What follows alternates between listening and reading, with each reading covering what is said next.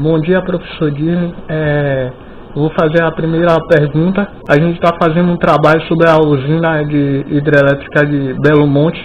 Aí a gente vê conflitos de opiniões entre a parte dos ambientalistas, as comunidades locais e o interesse nacional, no caso o interesse do Estado. E eu quero saber do senhor como o Poder Judiciário se dá contra esse conflito, a favor desse conflito. Primeiro, é um prazer estar aqui participando desse trabalho da equipe da Universidade Católica, Faculdade de Direito.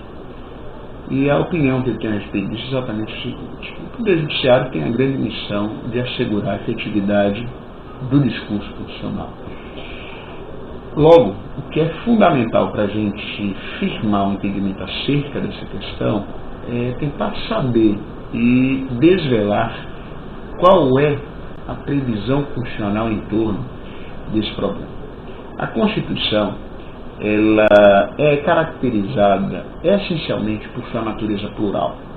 É uma Constituição que, em razão de sua carga ideológica, tipifica-se como uma Constituição eclética. Essa é uma das características fortes da Constituição Brasileira de 2 de outubro de 1988. O que significa dizer que a nossa Constituição buscou aceitar, admitir, tutelar os mais diversos interesses e bens jurídicos, muitos dos quais podem haver, no caso concreto, ingressar ou entrar em confronto, colisão ou conflito, e certamente desafia uma apreciação judicial.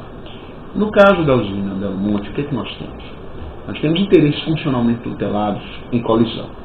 Nós temos os interesses ambientais, nós temos os interesses do desenvolvimento econômico e energético, e ainda temos os interesses de comunidades que são direta e imediatamente envolvidas com esse processo de construção, instalação e funcionamento da usina, sobretudo as comunidades indígenas que existem no local.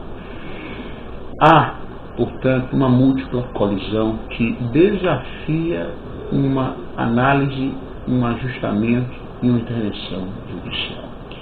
O Poder Judiciário não faz outra coisa senão compatibilizar esses diversos interesses na medida em que a Constituição pluralizou a tutela e a proteção de todos eles. Temos, portanto, que buscar um ponto de equilíbrio que consiga harmonizar e garantir o equilíbrio entre a proteção do meio ambiente, a proteção do desenvolvimento econômico e energético e a proteção às comunidades envolvidas, sobretudo as comunidades indígenas. Como se fazer isso? A partir de um trabalho de análise do caso concreto. Eu não conheço o caso concreto, então estou falando apenas por ficção, por suposição, por hipótese.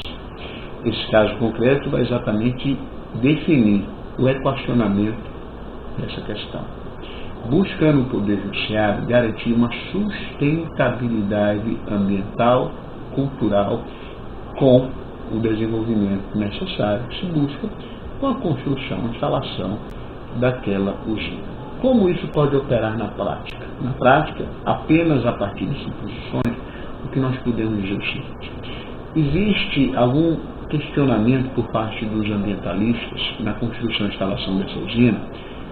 Existe, ou existem. E esses questionamentos, eles estão radicados em que situações ou hipóteses? No descumprimento de certas condicionantes que para os ambientalistas seriam importantes. Esses condicionantes são, de fato, à luz da Constituição necessários. Se forem, é importante que eles sejam realizados.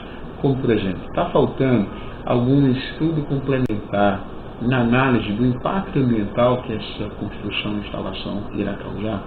Se está faltando, é importante para a proteção do meio ambiente esses estudos complementares?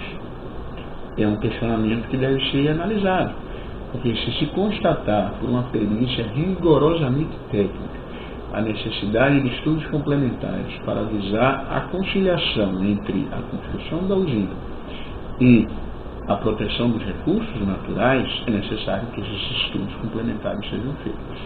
As comunidades eventualmente afetadas teriam o direito de participar desse processo de diálogo e de construção e instalação?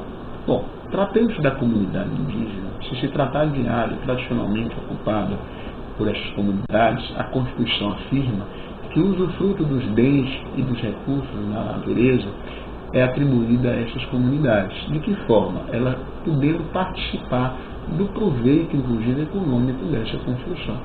Então, tentando se achar esse meio termo, esse equilíbrio, né, esse ponto de harmonia, eu acredito que é possível se assegurar plenamente a efetividade do discurso constitucional na tutela de todos esses interesses que são, repito, igualmente tutelados pela Constituição de 88.